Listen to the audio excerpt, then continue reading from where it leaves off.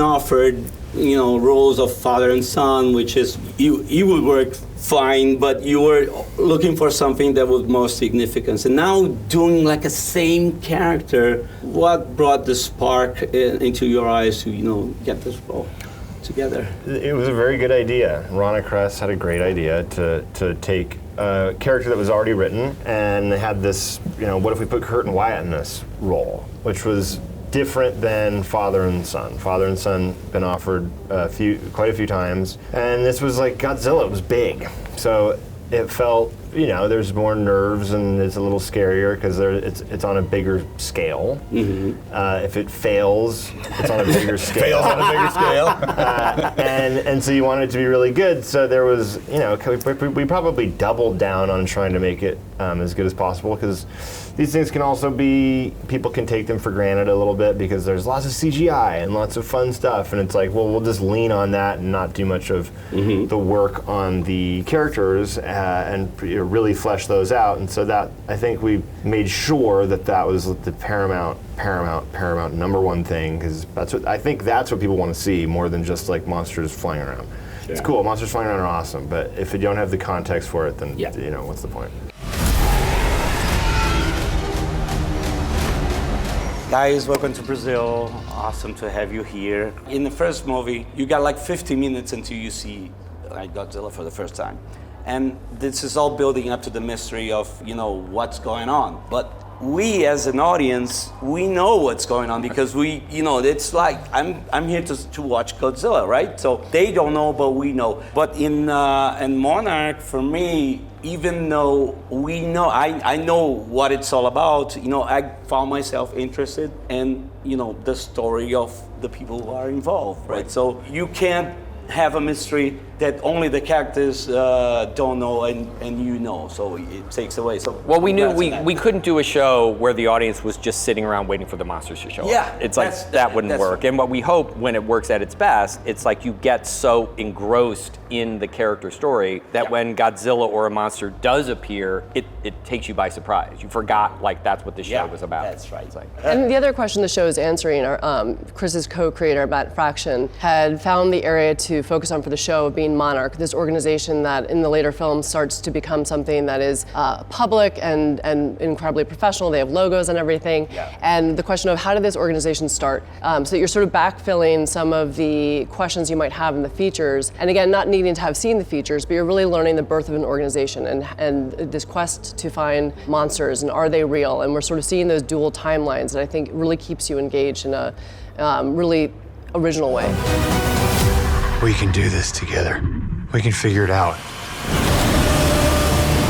I grew up in the 80s, so for me, there's this distinct difference between, watching like a big budget movie and a TV series. Like I'm going to the movie to watch Terminator, and I'm watching MacGyver or the A-Team, something like this. Very different ways of telling. Nothing wrong with MacGyver and the A-Team. No, yeah. But now, I think like it's so mixed in with like of course the evolution of special effects, is it? But it seems like that you're not just doing like a season of the A-Team or something like this. Right. You're doing like 4 or 5 movies in a row, right? So this is as big as a like feature film, right? So how do you guys work with this new perspective of making this huge series, like 10 hours of content?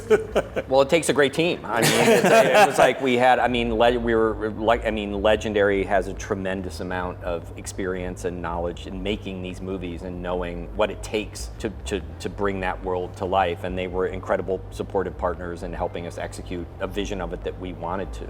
And I think we also knew audience expectations are higher these days. It's like we knew what we could not do was do a cheap looking version of the movie. Yeah. That what you saw in the show had to be as good, on par with what an audience expects from one of those feature films. And a great credit to obviously Chris and Matt Fraction and all the writers for understanding judiciously when to spend money, when to show, when not to show, when to time out sort of our big moments so that they can rival the movies, and they do, because they've been timed correctly narratively so that they really feel, you aren't feeling like you're being shortchanged in the moment, because smart choices were made in the room to make sure that wasn't the case. And we had to. I mean, you had to make those choices, Yeah. you know. And we're also lucky enough, while we're in this globe-trotting adventure and we're in a world of monsters, the character drama is really authentic and really grounded, and it really is allowed to blossom in that way because the monsters themselves feel authentic and grounded. The effects are that good that it feels like they're really living in this world.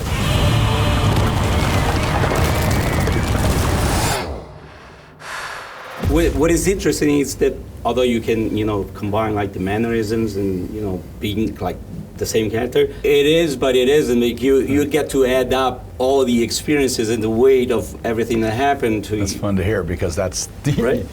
Yeah. It's like that was the conversation we had. It's like how do we not just be the same thing, but how do we build the character in terms of mattering to the structure of the movie itself, or the 5 movies. It's like we always looked at it like that. Oh my God, yeah. But although of course you can't share the screen because you're the same character in different timelines, but you were there to watch him, right? Well, like you said, I mean, he's putting the creation on film. It was really interesting to watch Wyatt, the actor, and how he was going about creating Leland Shaw the third, and where he was going to go with mainly a lot of characters, but mainly Keiko, and Mari Yamamoto, really great, awesome, and what that means to the whole piece. So I had never been a part of anybody creating a role that I was going to follow through with. But when you say follow through, that kind of gives you the idea of like much later on. Well,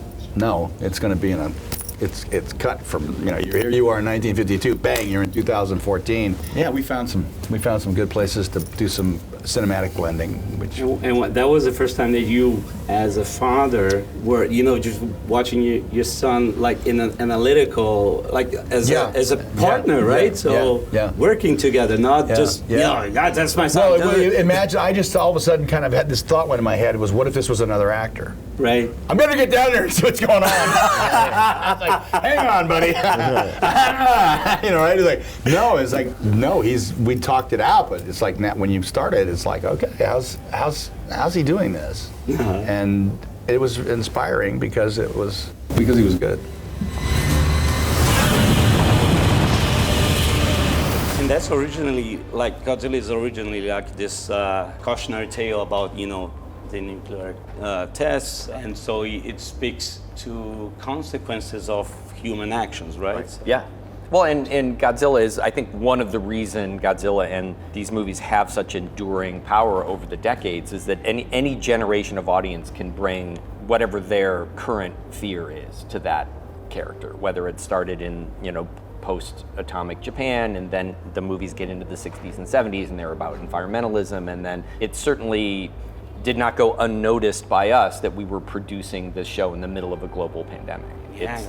It's like it can be a reflection, Godzilla can be a reflection of whatever existential threat we feel we're facing in this moment. I think that's the reason why, with so many monster movies like from the 50s and 60s, like Godzilla became the king of monsters, it stands out as the most famous and cared about monsters, or you can't even remember giant ants and giant whatever lizards, and because it's just a gimmick. But Godzilla has all these layers of understanding of human society, and this is like, as I told, a cautionary tale. So it adds to the experience of just not watching a monster. Right, exactly. He's not just a scary monster. You revere Godzilla. Right. You have respect for Godzilla.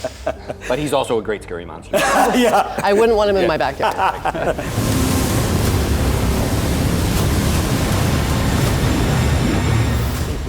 Guys, once again, welcome to Brazil. But you're about to meet the most passionate fan base there is. I know, it's a little intimidating. It's like, but we're excited to be here. Thank you for having us. Thank you guys. Thank you.